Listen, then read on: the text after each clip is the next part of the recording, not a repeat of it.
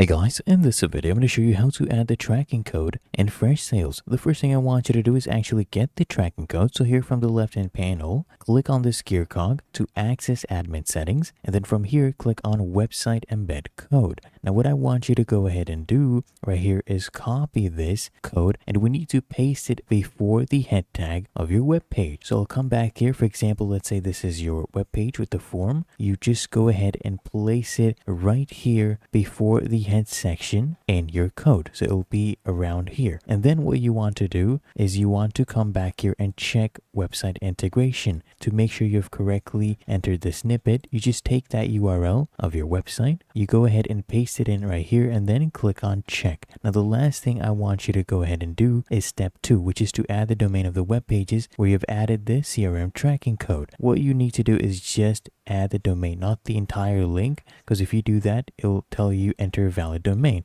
So you just go ahead and enter the last part right here, just the domain part. Then when you click on add domain, it will be added. Really that easy, and that is how to add the tracking code in Freshsales.